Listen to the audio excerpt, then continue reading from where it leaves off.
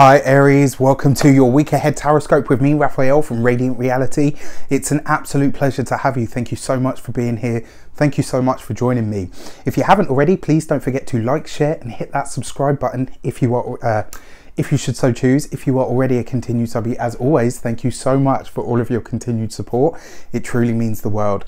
If you would like to book a personal tarot reading or an FLP session with me, you can do so on the website address below.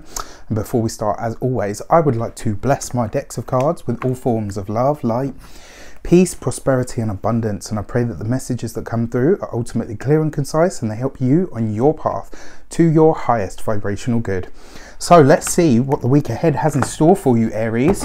What are you removing, releasing or letting go of from your life path this week? What are you removing, releasing or letting go of from your life path this week? And this week you've got the Knight of Cups, right? So you're letting go of offers that aren't going to come to anything. You are, and you know, because the Knight of Cups always brings you an offer or an opportunity of some kind. The fact that you're letting this go, it kind of feels like there's something coming in, someone's putting something on the table for you this week, and your intuition is going, no, no, no. And you're saying to yourself, you know what? I don't feel like that's going to be a high path for me, and I don't feel like it's going to amount to anything for me. So rather than waste my time, rather than waste your time, I'm just not here for it. This could very well be for some of you an offer or a declaration of love, of somebody coming forward and saying, look, you know what, I'm really into you, I want to date you. And this card is basically you saying, in this position, this card is basically saying that you're in a place where you're like, no, I just don't feel it. You're being honest, you're being open, you're being upfront, you know, in true Aries fashion. If you don't want to do something, you just won't do it, right? And I love that about you guys. But yeah, with the Knight of Cups there, that's what it feels like to me. There's some sort of offer or opportunity that just doesn't feel like the right fit for you. So this week you're saying to yourself, you know what? I'm just going to knock it on the head and say no thank you. You know, let my no mean no and let my yes mean yes. Quite standard, bog standard really. So what are you working on now? What is at the heart or the meat of the matter? You've got the Four of Cups. Right, so it looks like the reason you are refusing this offer or opportunity that's coming your way is because you understand that what you have at the moment is more than enough. It's like you've got enough on your plate, you've got enough to deal with, you've got enough to work with, enough to be with.